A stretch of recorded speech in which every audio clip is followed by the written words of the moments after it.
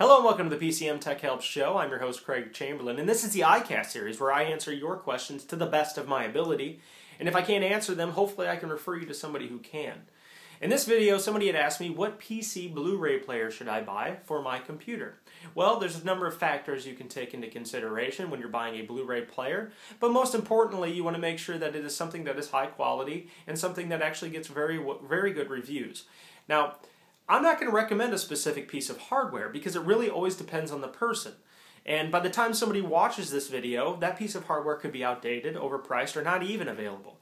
So I'm going to talk in generalized terms, that way it's kind of time insensitive.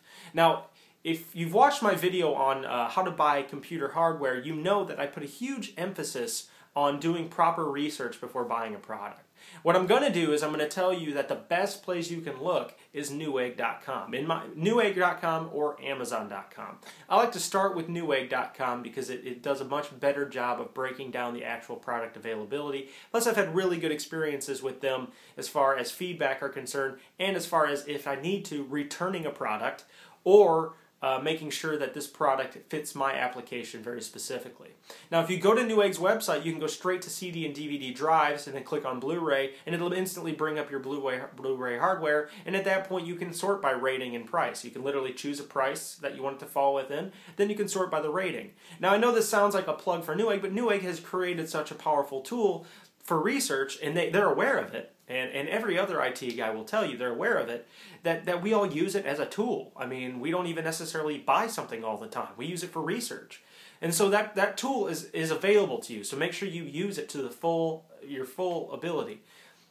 So, but when you're talking about Blu-ray players, you got to make sure it supports 1080p, and pretty much all of them now do as a standard. You got to make sure that it has the proper connector type that plugs into your motherboard. Now, if you don't know that, you got to open up your motherboard, the side of your chassis, and you got to look at the connector types on your motherboard, and you got to see it's either a really small one, it's called a serial ATA, a SATA, and it might even be printed on the board next to it, or there's an IDE connector, which most of them don't even have those anymore, and that's a larger, more rectangular one.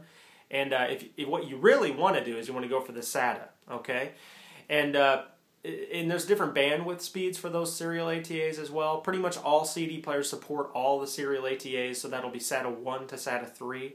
And what you want to do is make sure after you've found the connector, look for the model number of your motherboard and try to see if you can't Google the model number to find out exactly what connector type you have in your motherboard.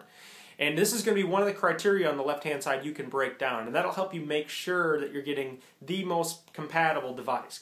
Now, the nice thing about Blu-ray players in general, and CD media and removable media, you can hear my cat meowing, in general, is that it actually is plug and play. So you don't really have to worry about drivers or hardware compatibility. I mean, for the most part, when you're buying PC hardware that's CD and removable media, it's either USB, which means it's probably an external, or FireWire, which actually FireWire would be faster if you have FireWire available to you. But then there's also your standard plug-and-play serial ATA, that's the embedded in your actual chassis Blu-ray player, and those are pretty much as soon as you plug them in, power up your computer, Windows is going to detect them and install them for you, and you're ready to go. Now, they might come with software that you can install to play the Blu-ray DVDs, but for the most part, the drivers themselves will all be ready to go right out of the box.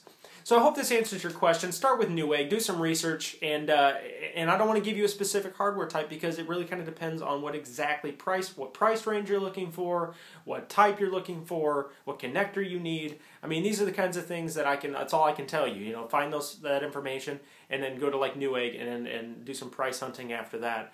And that's all there is to this video. As always, thanks for stopping by. Don't forget to leave comments and ratings. I always like your questions. This is the iCast series, like I said, so don't hesitate to answer the question below. Have you bought a Blu-ray player for your PC? Answer that in the questions below. And do you love Blu-ray? I know I do. So have a good day, and I'll see you guys in the next video.